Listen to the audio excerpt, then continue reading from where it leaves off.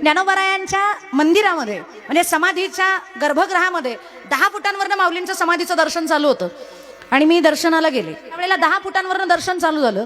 एक 150 ते 200 फॉरेनर दर्शन घेत होते, नाही परदेशी नागरिक दर्शन घेत होते.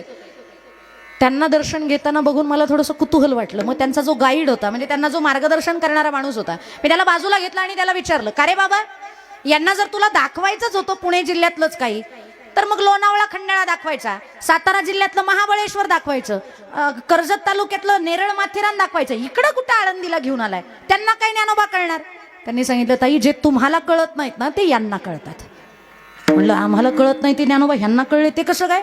त्यावेळेला त्या गाईडनं दिलेलं उत्तर आहे, या परदेशी नागरिकांमधले 129 विद्यार्थी असे आहेत की जे ज्ञानोबरायांच्या ज्ञानेश्वरीवरती ऑक्सफर्ड युनिव्हर्सिटीमध्ये PhD करतायत. 129 विद्यार्थ्यांनी ऑक्सफर्ड युनिव्हर्सिटीमध्ये ज्ञानेश्वरीवर PhD करावी आणि ज्या मातीतल्या माणसांसाठी ती ज्ञानेश्वरी तयार झाली आहे त्या मातीतल्या माणसांनी ती साधी उलगडून सुद्धा बघू नये. समर्थाचे पोटी आम्ही जन्मलो करंटी, ही तर वेळ आपल्याला म्हणायची आलेली नाही ना.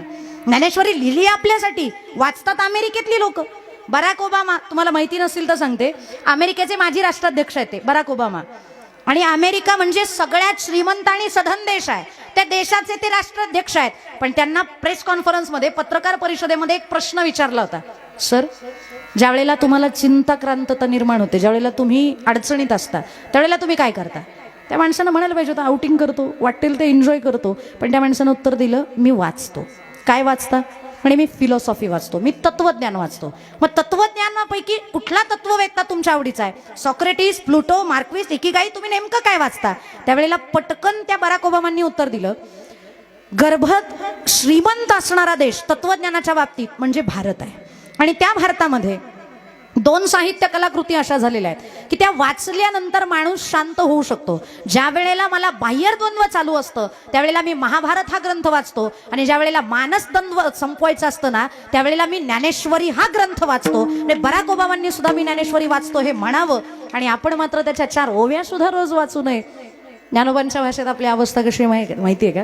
पाहे पा दूध पवित्र आणि गोड, पासे त्वचेची या पदराड, परी त्या वेरुणी गोडचिडा शुद्ध कैसेवती, कमल कांदा आणि दरदुरी, नांदवणूक एकेची घरी, परी परागुसेविजे भ्रमरी, येराची खुलची उरे, निदैवाच्या परिवरी, लोया ऋतली आती सहस्त्रवरी, वरी बैसोनी उपवासू करी का दरिद्रीजी, तुझा आहे तुझं पाशी, परी तू जागा चुकलाशी. म्हणून ज्ञानोबरायांची आखे ज्ञानेश्वरी सोडा, किमान रोज एक तरी वाचा आणि ती अनुभवा. नामदेव महाराजांना हीच अपेक्षा आहे आपल्याकडनं. नामा म्हणे ग्रंथ श्रेष्ठ ज्ञानदेवी, नामा म्हणे ग्रंथ श्रेष्ठ ज्ञानदेवी, एकतरी मोवी अनुभवावी,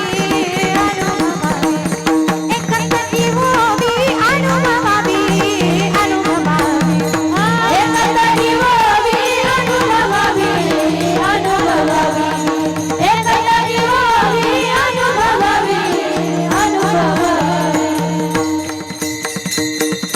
नामा म्हणे ग्रंथ श्रेष्ठ ज्ञानदेवी, एकतरी ओवी अनुभवा. रोज दिवसात एकच वाचा, ती अनुभवा, तरी ज्ञानोबा कल्याण करतील. एखाद्या मुलानं मला प्रश्न विचारला, ताई ज्ञानोबांची महती अमेरिकेतल्या लोकांना किती कळते? म्हणलं कळतेच, आपल्याला कळत नाही, बाहेरच्या देशातल्या लोकांना कळते.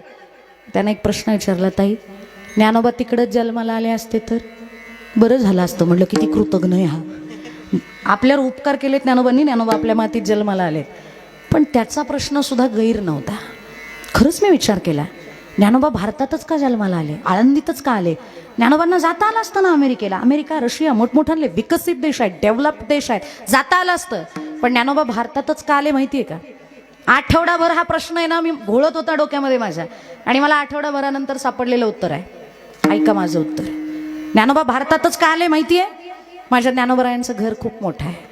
1 BHK, 2 BHK, 3 BHK, फार मोठा रो हाऊस, फार मोठा फार्म हाऊस, फार मोठं घर, 10 एकरच्या लांब जाणार नाही. पण माझ्या ज्ञानोबरायांचं घर किती मोठं आहे माहितीये का?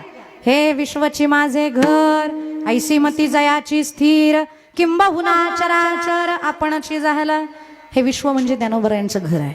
मग जसं आपण आपल्या घराला कप्पे करतो, हॉल, बेडरूम, किचन, तसे ज्ञानोबांचे पण कप्पे आहेत. मग ज्ञानोबरायांच्या विश्वरूपी घराचा हॉल, लिव्हिंग एरिया म्हणजे अमेरिका आहे. ज्ञानोबरायांच्या विश्वरूपी घराचं किचन म्हणजे चीन आणि जपान आहे. ज्ञानोबरायांच्या विश्वरूपी घरातल्या शोभेच्या वस्तू म्हणजे स्वित्झर्लंड आहे. आणि त्या ज्ञानोबरायांच्या विश्वरूपी घराचं देवघर म्हणजे भारत आहे. आणि महात्मा हा देवघरातच येईल ना, म्हणून ज्ञानोबा इथं जन्माला आले. म्हणून हा देश पवित्र आहे. पवित्र ते कुळ पावन तो देश, पवित्र ते कुळ पावन तो देश, जेथे हरीचे दास जन्म घेती, जन्म घेती, जेथे हरीचे दास जन्म घेती, जन्म घेती. कर्म धर्म त्यांचा झाला नारायण, कर्म धर्म त्यांचा झाला नारायण, कर्म धर्म त्यांचा झाला नारायण, कर्म धर्म त्यांचा झाला नारायण. पवित्र ते कुळ पावन तो देश, जेथे हरीचे दास जन्म घेते. आणि त्या भारतात आपण जन्माला आलेलो आहोत. भरतखंडी नरदेह प्राप्ती हे तो परमभाग्याची संपत्ती. तुका म्हणे होता ठेवा, तो या भावा सापडला, म्हणून आपण भारतात जन्माला आलेलो आहोत. मग इथल्या लोकांनी ज्ञानोबांकडे जाऊ नये? महिन्याला जाऊ नका, वर्षातनं एकदा तर जासल माझ्या माऊलीला भेटायला. म्हणून कार्तिकीची वारी आल्यानंतर चुकू नका, ज्ञानोबांना भेटायला जा. ज्ञानोबांना, जसं ज्ञानोबा अनाथाची माय आहे, तसं ज्ञानोबा सुद्धा वारकऱ्यांमध्ये माय शोधत असतात. आणि वारकरी आले ना की ज्ञानोबा त्यांना माय म्हणून आईची जशी सेवा केली जाते ना, ज्ञानोबा आळंदीमध्ये वारकऱ्यांची सेवा करतात. लाखोनं समाज येतो तरी आळंदीत जागा कमी पडली असं कधी होत नाही. ज्ञानोबा सगळ्यांना सामावून घेतात. का? ज्ञानोबांना तुमची अपेक्षा असते. ज्ञानोबा या अगोदर प्रिपेअर्ड असतात. माझे वारकरी येणार आहेत, किती येणार आहेत, त्रिकालज्ञ आहेत, ज्ञानोबांना माहिती आहे, म्हणून ज्ञानोबा तयारी करून ठेवतात. मग जर ज्ञानोबा आपली वाट बघत असतील तर आपण जायला नको का? म्हणून ज्ञानोबांकडे गेलं पाहिजे. ज्ञानोबा आई आहे, तुकोबा बाप आहे. आणि आई वडिलांनी इतकं जर प्रेम या संतांनी आपल्यावरती केलं असेल तर त्यांना शरण जायला काही हरकत नाही. म्हणून आतापर्यंत गेले नसाल, हरकत नाही. झाले गेले पाहू नका, त्याला जामीन आहे तुका. पण इथून तरी पुढं, आता तरी पुढे, तरी पुढे, आता तरी पुढे हाची उपदेश, आता तरी पुढे, तरी पुढे